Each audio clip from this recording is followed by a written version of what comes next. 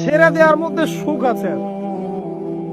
মনে করেন কেউ আপনাকে গালি দিয়েছে, তো আপনি অনেস্ট, আপনি সৎ এবং আপনি কোনো অন্যায় করেননি, আপনি মাজলুম, তারপরেও আল্লাহর সন্তুষ্টির জন্য ছেড়ে দিলে, আচ্ছা থাক, কিছু দিচ্ছে মানে ওকে কিছু বললাম না, ছেড়ে দিন। এই ছেড়ে দেওয়ার মধ্যে যে এত সুখ, এটা আপনি বুঝতে পারবেন না। এই সুখটা উপলব্ধি করেছেন স্বয়ং রাসূল সাল্লাল্লাহু আলাইহি ওয়াসাল্লাম। মক্কা বিজয়ের দিন ওই যে বহু মানুষ এসে কি বলেছিল,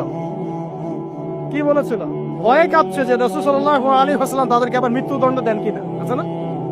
আল্লাহ নবী বললেন যে লা তাসরিবা আলাইকুমুল ইয়াউমা, তোমাদের উপর আজকে আমার কোনো অভিযোগ নাই। ওয়া আনতুম তুলাকা, তোমরা মুক্ত, যাও, ছেড়ে দিল। এটা শান্তি।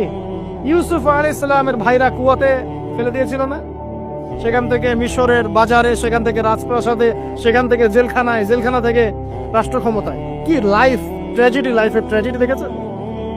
এখন ইউসুফ আলাইহিস সালাম যখন শেষে ভাইদেরকে চিনলেন, তিনি কি ভাইদের প্রতি প্রতিশোধ নিয়েছেন?